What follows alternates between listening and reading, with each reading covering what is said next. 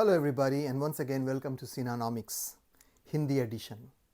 Hello दोस्तों, आपका एक बार फिर स्वागत है मेरे हिंदी चैनल पे। पहले मैंने आपको शेयर्स के बारे में बहुत कुछ बताया है और आज मैं आपको बताने वाला हूँ इंडिया की one of the best companies specially in the consumer which is called FMCG company. FMCG कहा जाता है इसे, fast moving consumer goods. Yes, Nestle India. आज मैं उसके बारे में बात करने जा रहा हूँ। मेरे ख्याल से यह हर एक इन्वेस्टर, स्मार्ट इन्वेस्टर की पोर्टफोलियो में होना चाहिए और हम लोग आज डिस्कस करेंगे कि क्यों। Well, let me introduce first what is Nestle India all about. सबसे पहले मैं आपको नेस्ले इंडिया के बारे में बताता हूँ। ये एक मल्टीनेशनल कंपनी, एक स्विट्जरलैंड की कंपनी है, नेस्ले एसए। स्विट्जरलैंड की कंपनी है, लार्जेस्ट कॉन्ग्लोमेरेट है for food and drinks processing.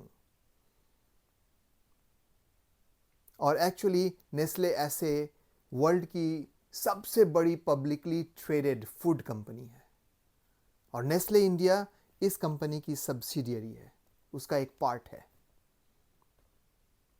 जैसे कि बाकी बहुत सारी मल्टीनेशनल कंपनीज इंडिया में हैं, like Maruti Suzuki, right, Escorts Kubota, all those.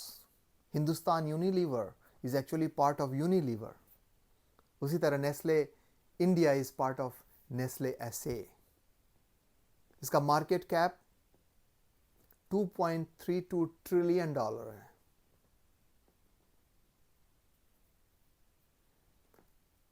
और अगर यूएस डॉलर में देखें तो $28 बिलियन, $28 बिलियन है।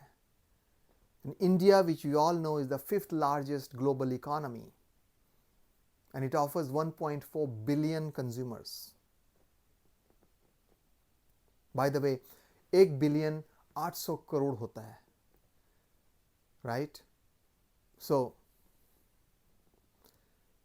ये इतने सारे कंज्यूमर्स को एक्सेस करता है और 487 मिलियन, मतलब 48.7, लगभग 50 करोड़ कंज्यूमर इसके एड्रेसेबल मार्केट में हैं। सो बेसिकली नेस्ले इंडिया एक बहुत ही इम्पॉर्टेंट कंपनी है और कौन नहीं, अभी हम लोग थोड़ी देर में हम लोग प्रोडक्ट्स के बारे में डिस्कस करेंगे। Cerelac, Maggi, Nestle ketchup, Nescafe, कौन नहीं जानता है। ये घर घर के ब्रांड्स हैं, हर एक घर में पाए जाते हैं। वेल, इसलिए मैंने इसे अपने 9 रत्न शेयर्स में रखा है। मेरे 9 रत्नों में एक है ये। अभी हाल में ही नेस्ले ने अपना रिजल्ट अनाउंस किया था, Q3 FY24 रिजल्ट, और वो रिजल्ट फैंटास्टिक है। Let's look at that actually. But before we look at that, let's look at Nestle ने अपने शेयर होल्डर्स को कितना रिटर्न दिया है। Guys, the price return I am talking about. इसके प्राइस कितने बढ़े हैं, शेयर की वैल्यू कितनी बढ़ी है। इस साल year to date it has grown 23%, पर 23% ग्रोथ हुआ है इसके प्राइस में। 5 साल में इसने शेयर होल्डर्स को 135% रिटर्न दिया है, 135%, और 6 साल में 240% रिटर्न दिया है। यस, आपने बिल्कुल सही सुना है, 6 साल में इसने 240% रिटर्न दिया है। अक्टूबर 2017 में नेस्ले का शेयर प्राइस था 7,000 रुपया और ये लास्ट फ्राइडे को ये बंद हुआ है 24,000 से ऊपर, 24,057। 7,000 से 24,000, 3.5 गुना। इसे मल्टी बैगर गाइस। 6 साल में इसने 3.5 गुना रिटर्न दिया है अपने शेयर होल्डर्स को। Well, it's a multi-bagger stock and is going to be a multi-bagger stocks going forward as well. ये आगे भी मल्टी बैगर बनेगा और हम लोग देखेंगे कैसे। वेल, सबसे पहले हम एनालाइज करते हैं इसके Q3 रिजल्ट्स को। इसका रेवेन्यू 9.5% ग्रोथ के साथ आया। ईयर ओवर ईयर ग्रोथ 9.5% था। 5,070 करोड़ रुपए। पहली बार नेस्ले ने अपने क्वार्टर में 5,000 करोड़ से ऊपर का रेवेन्यू दिया है, मतलब 20,000 करोड़ की कंपनी हो गई।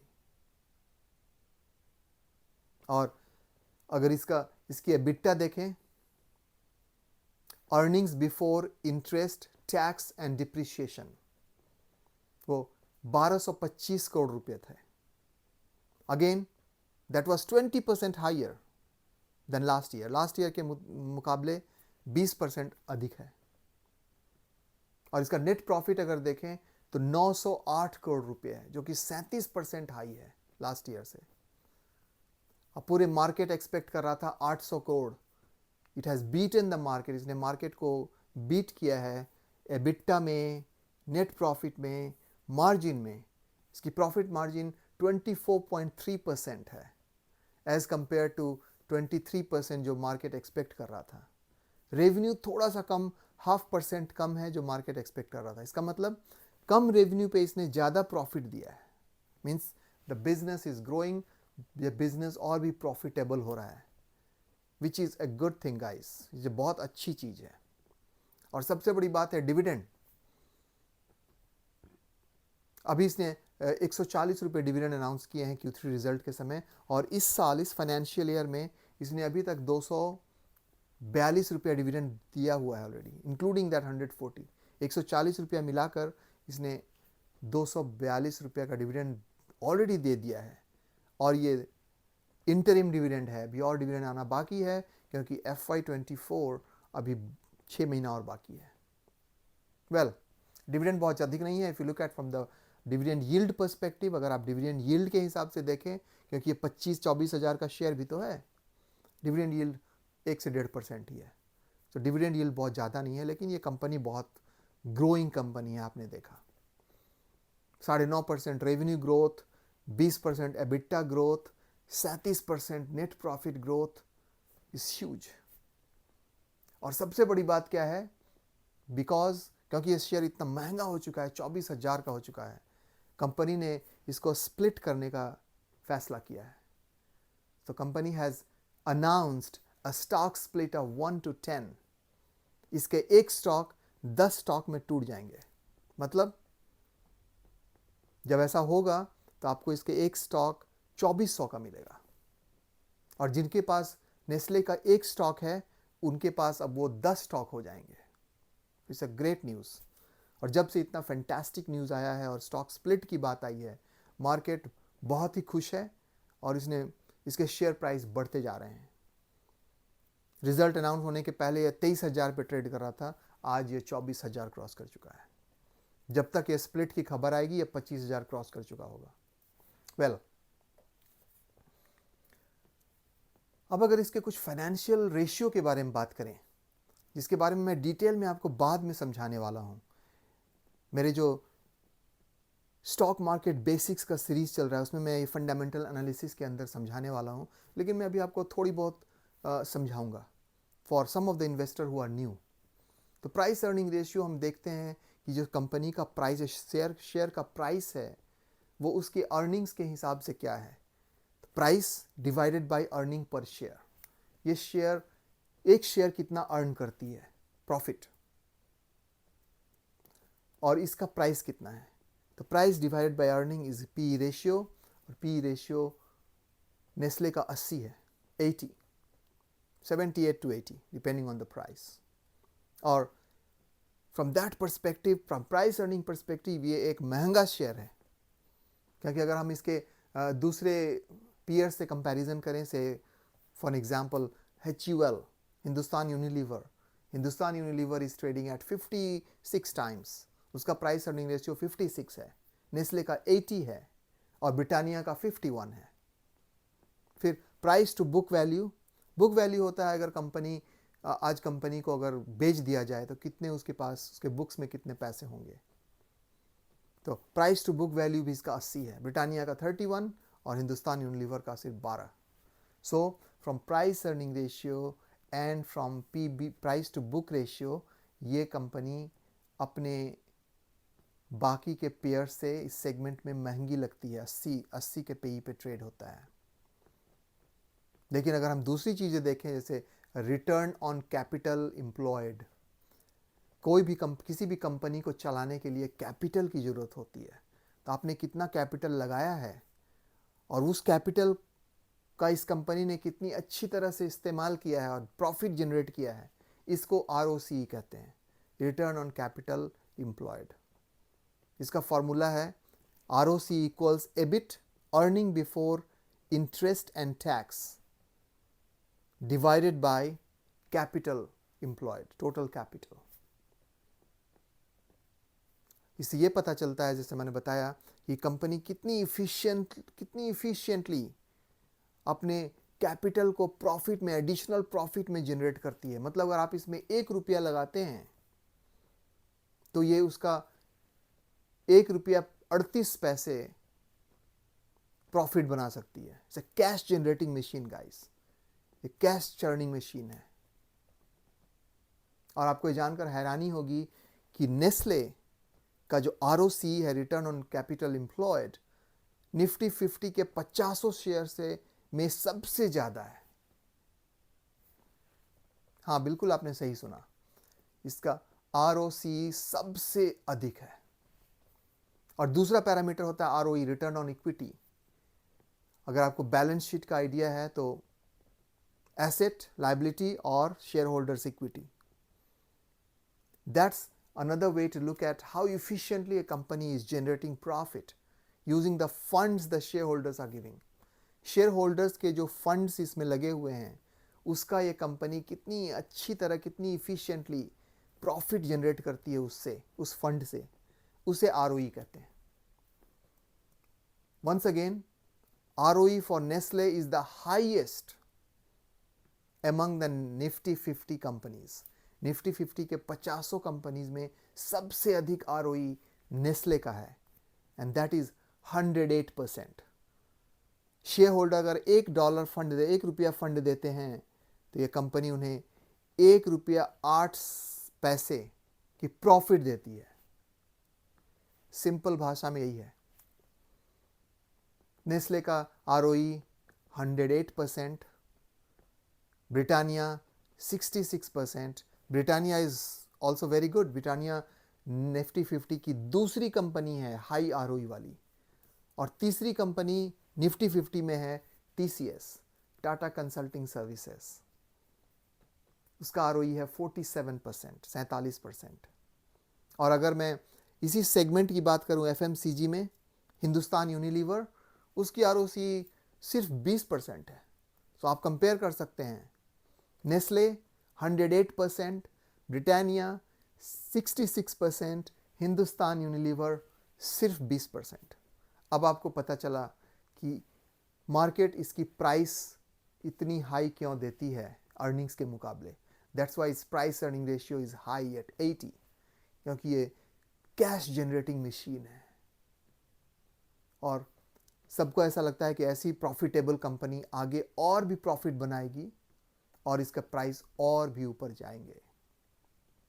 अगर रिटर्न ऑफ एसेट की बात करें, net profit divided by the asset, कि ये कंपनी अपने एसेट को कितनी अच्छी तरह से यूटिलाइज करती है, तो वो भी 28% है। ब्रिटानिया का 24%, हिंदुस्तान यूनिलीवर HUL का 14% है।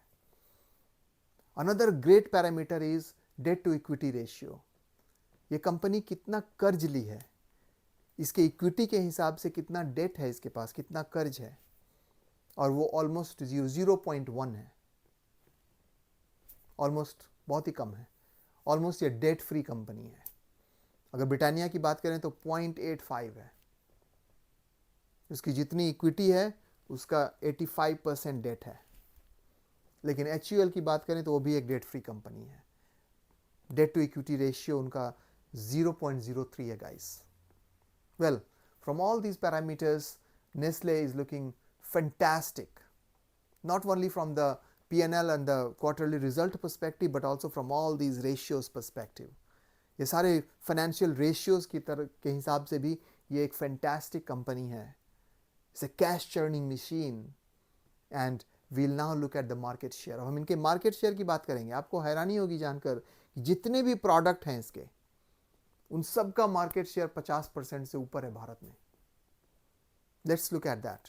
देखें, नेस्ले सेरेलैक, हर एक बच्चा, ऑलमोस्ट हर एक बच्चा सेरेलैक पीता है इंडिया में। सेरेलैक का मार्केट शेयर 97% है।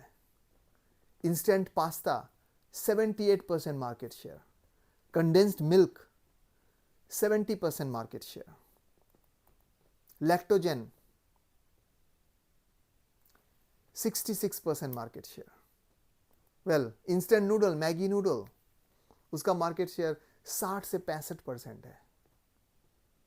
Instant coffee Nescafe 51% market share, Nestle everyday 44% market share, और नेस्ले केचप में इसका मार्केट शेयर 20% है।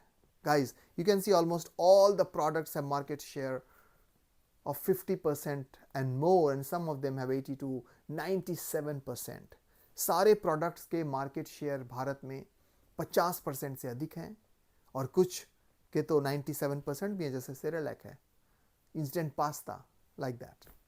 सो ये कंपनी बहुत ही अच्छी और बहुत ही सॉलिड मार्केट शेयर डिजर्व करती है, एंड इनके मार्केट शेयर ग्रो हो रहे हैं और बढ़ते जा रहे हैं।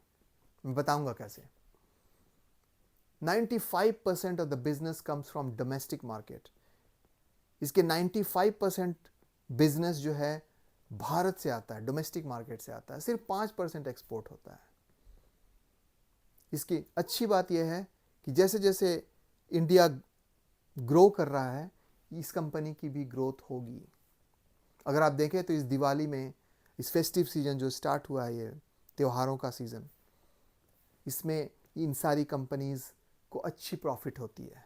और ये पहली दिवाली है पेंडेमिक के बाद, कोविड के बाद, 2019 के बाद, जबकि कोई कोविड की छाया नहीं है इस पे। It's a clean one without any shadow of Covid. Stock market record high पे है, ऑलमोस्ट रिकॉर्ड हाई पे है, 20,000 प्लस पे। अभी थोड़ा डाउन है, but you know it will hit 20,000 plus anyway. लेकिन थोड़ी सी परेशानी जरूर है, क्योंकि जो फूड इन्फ्लेशन है, फूड की महंगाई थोड़ी बढ़ी हुई है, और वो इसे इम्पैक्ट कर सकता है। लेकिन अगर आप देखें कि कहाँ ये कंपनी कहाँ इन्वेस्ट कर रही है, दो मेजर एरियाज हैं जहाँ ये कंपनी इन्वेस्ट कर रही है। एक है पैकेज्ड फूड, हाँ, पैक किया हुआ फूड। पैकेज फूड का मार्केट बहुत ही बड़ा है। अगर टोटल मार्केट देखें, $800 बिलियन का मार्केट है इंडिया में, जिसमें $100 बिलियन पैकेज्ड फूड है। और इंडिया का मार्केट अभी बहुत अंडर पेनिट्रेटेड है। अगर पर कैपिटा कंपेयर करते हैं चाइना से, फॉर एग्जांपल, चाइना का per capita packaged food consumption 4 गुना है इंडिया के। और इवन फिलीपींस, एक छोटा सा कंट्री है, वहाँ पे पैकेज्ड फूड का पर कैपिटा कंजम्पशन भारत के हिसाब से 3 गुना ज़्यादा है। तो आप समझ सकते हैं कितनी बड़ी अपॉर्चुनिटी है पैकेज्ड फूड में। और नेस्ले उस एरिया में कदम उठा रही है to grab the market share of the packaged food and to grow the business in the packaged food industry. दूसरा एरिया है रूरल। नेस्ले का रूरल पेनिट्रेशन 20% है। हिंदुस्तान यूनिलीवर का बहुत ज़्यादा मार्केट पेनिट्रेशन है रूरल इंडिया में। नेस्ले अपना रूरल पेनिट्रेशन, और उसको रूरबन कहते हैं, रूरल एंड सेमी अर्बन, इस एरिया में अपना मार्केट पेनिट्रेशन बढ़ा रही है। और the good news is that ये 25 से 26% के हिसाब से बढ़ रहा है। इसके मार्केट शेयर अभी सिर्फ 20% है, लेकिन इनकी ग्रोथ हो रही है 25 से 26% के अनुसार। मतलब क्या, 3 साल में डबल हो जाएगा। In 3 years time the market share of rural और rurban area will be pretty much 40% for Nestle. 3 साल में इसका मार्केट शेयर अगर इसी रफ्तार से ग्रो करती रही तो 40% हो जाएगी। That will be fantastic guys. Well, अगर आपके पोर्टफोलियो में शेयर नहीं है तो आपको सोचने की ज़रूरत है। ये हर एक स्मार्ट इन्वेस्टर के पोर्टफोलियो में होना चाहिए। पर ध्यान रहे, मैंने जितने भी शेयर्स की बात की, इंक्लूडिंग नेस्ले, ये मेरा पर्सनल ओपिनियन है। आप अपने फाइनेंशियल एडवाइज़र से ज़रूर सलाह लें कोई भी इन्वेस्टमेंट करने के पहले। इस वीडियो का मेन मकसद है आपको एजुकेशन और एंटरटेन करना। एजुकेशन उनके लिए जो कि शेयर मार्केट में हैं, और एंटरटेनमेंट उनके लिए जो दूर से बैठ करके बस तमाशा देख रहे हैं, इंजॉय कर रहे हैं। Remember, Synonomics is out there to create financial awareness. Synonomics financial awareness के लिए बनी है। इसका मेन मकसद ये है, उद्देश्य यही है कि आपको कंपनीज़ के बारे में बताना, उसको कैसे एनालाइज करते हैं उसके बारे में समझाना, so that you can make informed decision and make money. अगर आपको इस तरह के कंटेंट अच्छे लगते हैं तो प्लीज़ इसे लाइक, शेयर और सब्सक्राइब करें। मैं फिर से आऊँगा एक दूसरे कंटेंट के साथ। तब तक के लिए अपने फाइनेंशियल कोच को अनुमति दें। So goodbye from your finance coach Pankaj Sinha. Bye bye and happy investing.